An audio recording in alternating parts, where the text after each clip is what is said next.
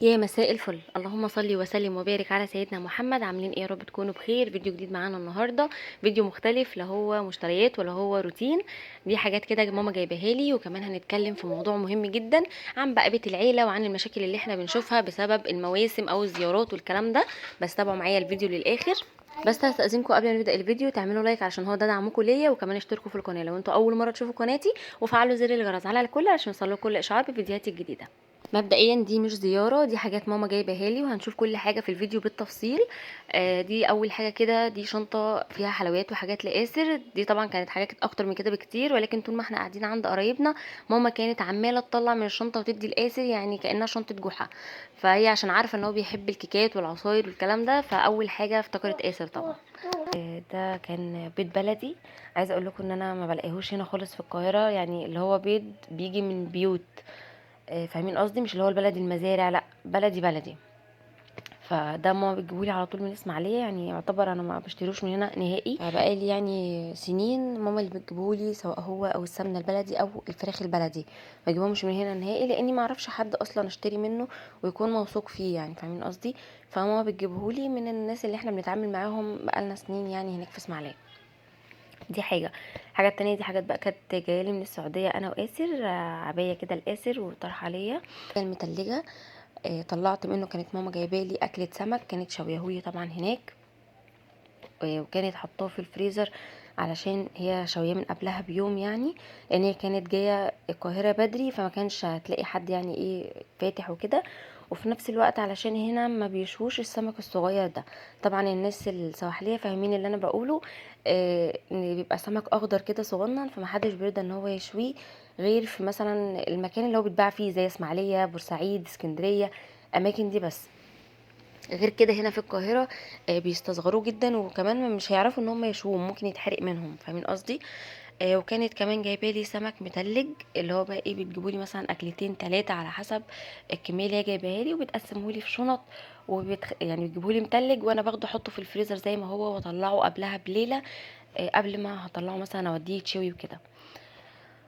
ودي كانت مانجا، 4 مانجات، مش عارفه بصراحه هي جابتهم لي ليه، بس هي بتقولي هما دول اللي كانوا عندي فجبتهم لك، وهي تبقى تجيب بقى تاني.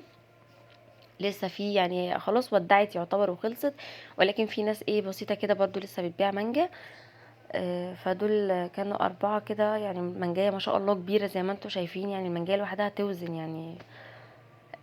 فجابتهم لي، قالت لي اعمليهم عصير كلهم كده، مش لازم تعمليهم عصير وكلهم. آه، لان انا كانت زي ما انتوا عارفين شفنا مع بعض المانجا اللي كانوا جايبينها لي، عملتها عصير وفرستها واكلنا منها، اللي هي العويز دي، لما شبعنا الحمد لله. ربنا يا رب يخلي لي بابا ويعيش كده ويجيب لي على طول. ودي برضو كانت جبنه حادقه، بابا كان جايبها لي لاني كنت جاب منها وانا في اسماعيليه وعجبتني جدا. عايزه اقول لكم اني كنت بفطر واتعشى منها، فوقتها قال لي اجيب لك وكده وانتي ماشيه. فانا بصراحه بيبقى كتير قوي، ما برضوش ان انا ايه، بيبقوا مديني حاجات فبحس ان الشيال تقلت عليا. فبقول له لا. فقلت له لا ما تجيبليش، وفعلا ما جابليش وقتها لاني صممت. فلقيته بقى بعت لي مع ماما، جاب لي كده تقريبا بتاع كيلو او كيلو الا ربع، قال لي ده تقريبا اللي كان عند الراجل، ملقاش تاني.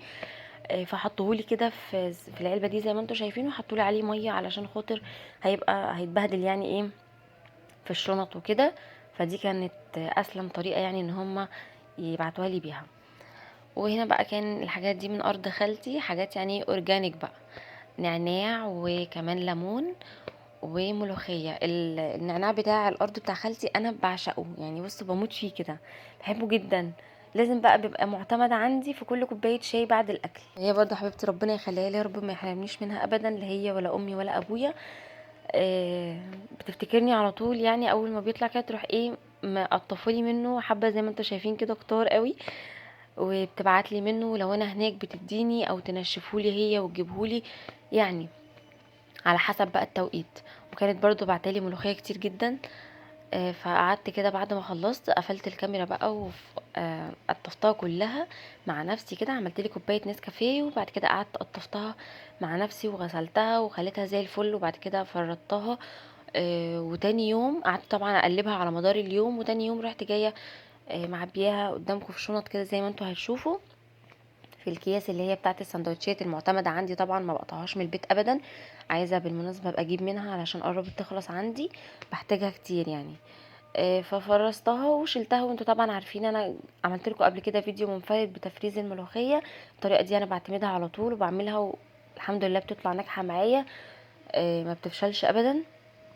طبعًا ليها أكتر من طريقة، ولكن كل واحد على حسب ما بيحب أو على حسب ما اتعود. هنا بقى ده ماما كانت قاطفاه لي الجدر بتاعه، حلفتني قالت لي هازعل منِّك لو ما حطيتيهوش في مَيّة، فحطيته كده، ولكن حاسة إنه صعب أوي إن أنا أجيب يعني طينة ليه علشان أزرعه، فربنا يسهّل، لو فضل عايش لغاية ما أجيب له طينة وعلبة تمام، لو مات بقى قبلها فمعلش يا ماما بقى سامحيني بقى.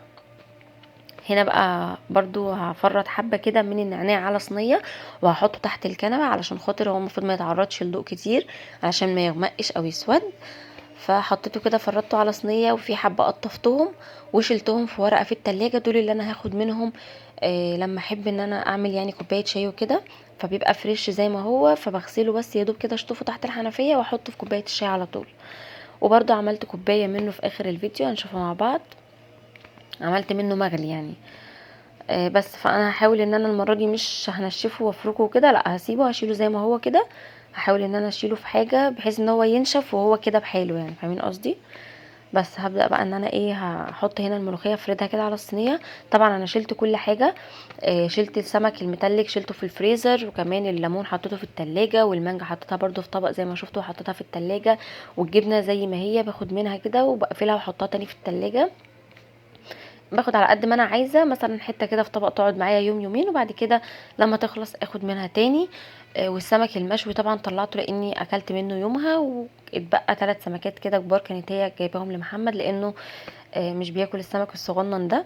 فهي دايما حتى لو احنا هناك مثلا انا وجوزي وكده، وعامله لي انا سمك معين لان انا بحبه، تعمل لمحمد السمك برضو اللي هو بيحبه، لان هي عارفه ان هو ملوش في السمك الصغير، وانا بعشق السمك اللي هو الاخضر ده.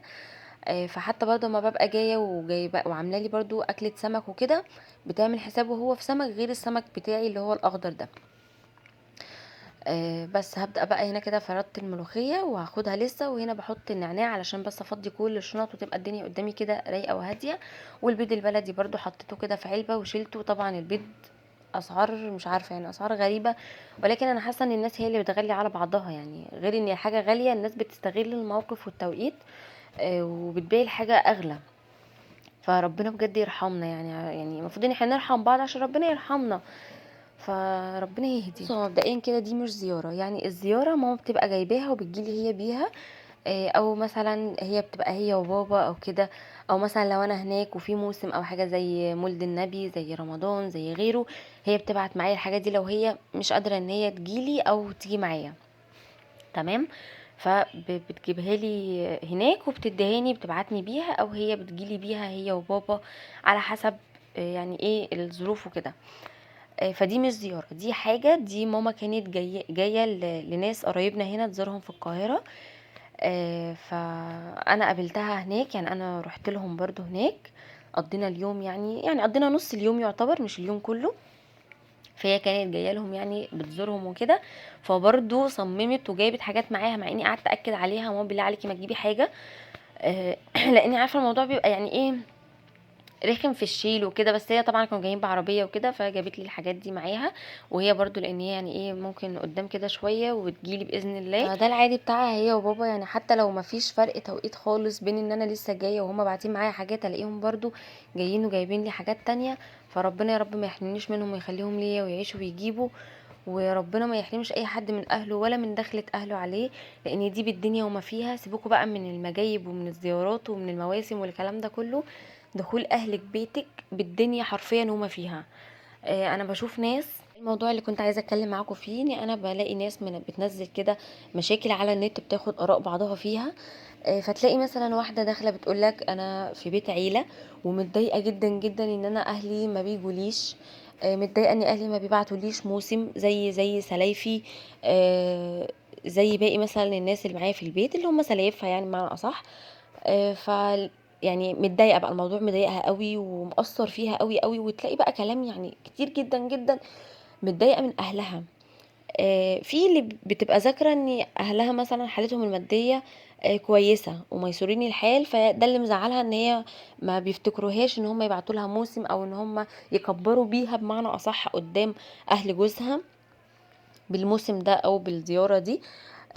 وفي ناس بتروح لهم، يعني في ناس اهلها بيروحوا لهم بس ما بياخدوا لهمش معاهم حاجه. ففي كده وفي كده، يعني في اللي يقولك اهلي بيجولي بس ما بيجيبوليش حاجه، وفي اللي بيقولك اهلي لا بيجولي ولا بيبعتولي حاجه. وفي ناس تانية تقولك انا اهلي على قدهم. طب تمام يا ست الكل، لما انت عارفه ان انت اهلك على قدهم وعلى قد حالهم، ليه انت عايزه تضغطي عليهم وتحسسيهم ان هم مقصرين، رغم ان ده مش تقصير؟ ما دام اهلك بيجولك، انت عايزه ايه تاني؟ انت محتاجه ايه تاني من الدنيا؟ يعني اهلك حتى لو ميسورين الحال ومش بيبعتولك حاجه، دي حريه شخصيه. اصل انت يعني خلاص، انت معلش انت على ذمه راجل، وهم مش مطالبين ولا مسؤولين بان هم يجيبولك حاجه.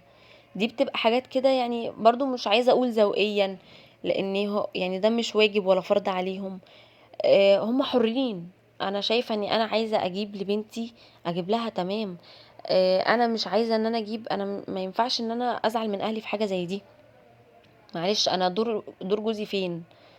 يعني جوزي فين؟ طب ما ممكن نقول مثلا زي ما اهلك مثلا ممكن يجيبولك، طب ما اهل جوزك اللي معاكي في البيت يطلعوا لك موسم. معلش يعني، فليه اهلك هم اللي مطالبين ان هم يجيبولك؟ ما يعني هم هيعلموكي ويكبروكي ويجهزوكي ويجوزوكي، وكمان يشيلوا همك وهم المواسم بتاعتك بعد جوازك وانتي في بيت راجل؟ ليه؟ لا، مش مطالبين بده. فلو حد بيجيب لك ده، يعني لو حد بيجيب لك من اهلك زيارة او موسم، فكتر الف خيره ويشكر قوي قوي. فلو ما حدش بيجيب، فما نعتبش على ده ولا نلوم ولا نزعل، لان هو يعني لو حاجة بتتعمل مثلا من باب الذوق او من باب العادات والتقاليد والحاجات اللي هي اتفرضت على الناس بالعافية وبالغصب دي، فما تبقاش فرض. يعني ما يبقاش فرض ان انا اهلي يجيبولي ويجيبولي كمان. يعني اصل يا جماعة الموسم ده ما بيبقاش حاجة هينة او حاجة بسيطة. في ناس يعني بتكلف نفسها، ممكن الموسم ده دلوقتي في الوقت الحالي بيدخل في ألوفات. اللي هو انتم متخيلين مثلا بتجيب لها كام فرخة وكام مثلا قد ايه رز ومكرونات وخضار وحاجات. الموضوع مش سهل فعلا، الموضوع بيكلف. غير ان الواحد بيبقى مطالب ان هو برضو بيجيب لنفسه في البيت حاجات. ففي في اهالي انا بشوف ده قدام عيني، ممكن ما تجيبش لنفسها في بيتها وتجيب لبنتها. ليه؟ انا واحده من الناس كتير قوي بقعد اقول لماما واتحايل عليها واحلفها، بالله عليكي ما تجيبوليش حاجه. يعني مش لاي سبب غير ان الواحد لازم يبقى يعني ايه، يعني القلب على القلب رحمه. لازم انت تبقي رحيمه باهلك، تحسي باهلك. الدنيا اصلا اللي احنا فيها دي الغلا عامل ازاي؟ يعني اهلك يبقوا فاتحين بيتهم بقى، وشوفي لو عندهم، لو عندك مثلا اخوات، لو عندك حد بيدرس خلاف، ولو عندك اخوات تانية متجوزين وفرض عليهم زي ما هيجيبولك هيجيبوا لاخواتك، فحرام انت بتشيليهم يعني طاق فوق طاقتهم. لا يكلف الله نفسا الا وسعها. احنا اللي يعني احنا اللي نضغط على بعض، واحنا اللي نشيل بعض هموم. وبعدين انت بتضغطي على مين؟ على اهلك عشان ترضي مين؟ معلش، عشان ترضي حماتك ولا سلايفك ولا اخوات جوزك ولا مش ده اللي هيكبر بيكي قدام اهل جوزك. لا، اللي هيكبر بيكي حاجات تانية. تربيتك واصلك اللي انت بتتعاملي بيهم معاهم، واسلوبك وطريقتك في التعامل مع جوزك، وطريقة جوزك في التعامل ليكي، لان ده بيترتب عليه حاجات كتير. فما تحسبوهاش كده، اللي بيحسبها كده خسران. يعني دي بتبقى، يعني الحاجات دي بيبقى معروف تمامها ايه، انما الحاجات التانية دي صعب قوي. ما ممكن حد يبقى يعني بيجيبولك ويودوكي وزيارة وموسم وكل حاجة في موعدها، ولكن العلاقات زي الزفت. العلاقات زي الزفت. اسلوبك مع اهل جوزك زي الزفت.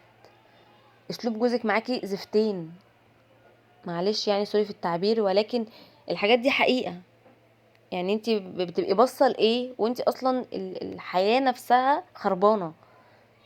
انت قاعده في بيت اكله شاربه نايمه فيه، التعاملات فيه مش كويسه، الاسلوب فيه مش كويس، بتتهاني وبيتحط عليكي ومحدش بيقدر. في برضو كانت مشكله قبل كده، واحده بتقولك انا يتيمه وامي بتجيب لي موسم وبتجيب لحماتي زي ما بتجيب لي وزياده. وفي اللي تقولك انا امي بتجيب لي الموسم وبنزله زي ما هو لحماتي عشان ترضى عني. ليه ان شاء الله؟ معلش ليه؟ يعني انا امي تتعب وتشقى وتطفح الدم ويعني يكاد تكون ممكن تكون بتحرم نفسها وبيتها علشان تجيب لي وتكبر بيا قدام الناس. يعني ده بقى المعتقدات، وانا اخد تعب وشقى امي واديه لحماتي؟ لا. ايه ده؟ بجد يعني بستغرب الناس دي، والمشاكل دي ساعات بتستفزني وبدخل ارد، ويعني معرفش الطرف التاني بياخدها ازاي وبيتقبلها ازاي. على قد ما بقدر بكون يعني ايه، بتحكم في ردودي ان هي ما تبقاش تجرح اللي قدامي، بس حاجات مستفزة. يعني معلش، يعني ايه ان انا اخد تعب وشقى اهلي واديه لحد؟ انا اهلي عايزين يجيبوا لحماتي او غيره، تمام، على عيني وعلى راسي، يجيبوا لو هم قادرين ان هم يجيبوا، لكن انا ما ببقاش عارفه امي او اهلي جايبين الحاجه دي ازاي واروح انا اديها لها علشان بس ترضى عني. ايه ترضى عني دي؟ هو انا مش امي راضيه عني؟ بس كده. حماتي بقى يهمني رضاها عن جوزي، مش رضاها عني انا. في ناس مهما عملت لها مش هترضى، يبقى انا ليه احط نفسي في النقطه دي او في الحته دي ليه؟ انا يعني حماتك دي تديها عينك، عين من عينك كده تديها لها. لو حماتك دي بتتقي الله فيكي وبتراعي ربنا فيكي، مش هقول ان كل الحموات وحشه، لا، في حموات يعني، في فعلا موجود حموات احن من الامهات. الواحد برضو يقول دي ويقول دي، في حموات احن من الامهات وبيحتووا مرات الابن كويس وبيحافظوا على بيتها وبيكونوا يعني بيعاملوا ربنا فيها وبيتقوا الله وكل حاجة. الواحد ما يقولش ان كل الحموات وحشة، لا خالص. بس هي الفكرة كلها، اكيد في ناس فاهمة قصدي، الفكرة كلها ان انا ما بقاش كل همي ان انا ارضيهم. مع ممكن يكون تفكيري ده غلط، ممكن يكون اللي قدامي ده ما بيرضاش اصلا، ممكن يكون اللي قدامي مش متقبلني ومش حاببني انا كشخص، فبالتالي مهما اعمل او مهما اي حد من ناحيتي يعمل مش هيعجب مش هيرضوا. فليه انا اقلل من نفسي ومن اهلي بالشكل ده؟ ليه؟ رضا حماتك يعني مطلوب، ولكن الاهم منه رضا ربنا، ثم رضا امك، ثم رضا جوزك. لان جوزك طول ما جوزك راضي عنك اعرفي ان انت صح، انما جوزك عمره ما هيشوفك غلط او مقصره في حق امه او في حق حد، وهيكون راضي عنك، مستحيل. فاتمنى ان الفكره تكون وصلت. ما تقارنيش نفسك بحد، وما تبصيش على حد، وما تشيليش اهلك فوق طاقتهم، لان هم مش مطالبين بده. مشي نفسك على قد اللي موجود عندك وعلى قد المتاح، خصوصا لو انت عارفه ان اهلك مش مقتدرين. تزعلي بس لو اهلك قطعوا ان هم يدخلوا بيتك، دي الحاجة اللي انتي تزعلي منها قوي، ودي الحاجة اللي انتي تنزلي بيها مشكلة، او دي الحاجة اللي انتي تتأثري بيها قوي، عدم دخول اهلك بيتك. لان دي حاجة يعني تزعل وتوجع وكل حاجة، كل حاجة وحشة فعلا. انما لو اهلك بيدخلوا بيتك حتى لو ايدهم فاضية وما بيجيبولكيش اي حاجة، فدخلتهم عليكي دي بالدنيا وما فيها، انت كده ملكت الدنيا وما فيها. مفيش احلى من ان اهلك يخشوا بيتك. في ناس اهاليهم ما بيدخلوش بيتهم بالسنين، سواء بقى مشاكل، سواء مسافات، سواء ايا كان، كل واحد وليه ظروفه. انما بقى تقولي ده ما جابوليش، ده فلانه هتتكلم، ده فلانه هتقول، معلش يا حبيبتي، سواء جابوا ما جابوش، ما فلانه اللي قاعده مركزه في حياتك دي ومركزه مين جاب ومين ما جابش، دي هتتكلم في الحالتين. يعني سواء جابولك او ما جابولكيش هي هتتكلم، ما دام اتكلمت في دي هتتكلم برضو. لو جابوا ده جابوا قليل، ايه ده هما جابوا كذا وما جابوش كذا، فانت ليه اصلا تحطي نفسك في النقطه دي؟ انت ليه تحطي اهلك في النقطه دي او تحرجي اهلك؟ ما اللي مش عاجبه سواء سلفتك ولا غيره تجيب، هي عايزه تجيب لحماتها تجيب هي اللي هي عايزاه. اهلها بيجيبوا لها، طب يا ستي تمام. وبعدين انت اصلا ليه توري اهلي جابولي ولا ما جابوليش؟ ليه تعرفيهم؟ لو قاعدين تحت وشايفين الطالع والنازل ما لهمش ان هم يتدخلوا. يا جماعه احنا اللي بنحط الحدود لعلاقاتنا، واحنا اللي بنسمح للناس يتدخلوا في ايه وما يتدخلوش في ايه، ويتكلموا في ايه وما يتكلموش في ايه. فحاولوا تحطوا حدود لحياتكم ولنفسكم وللناس اللي حواليكم، ما يتخطوهاش ولا يتعدوها. انا واحده من الناس، انا عارفه انا بصور ايه وبوريكوا ايه وما بوريكوش ايه. وبلاش يكون ده مقياس الحب لاهاليكوا. كده احنا نكون خلصنا الفيديو. يا رب يكون الفيديو عجبكم وتكونوا استفدتوا. طبعا ما تنسوش تكتبوا لي تحت في الكومنتات عايزين الفيديوهات تكون عن ايه، يعني ادوني افكار. وما تنسوش طبعا اللايك واشتركوا في القناه لو انتوا اول مره تشوفوا قناتي، وفعلوا زر الجرس على الكل علشان يوصلكوا كل اشعار فيديوهاتي الجديده. واستنوا مني فيديو جديد. باي باي.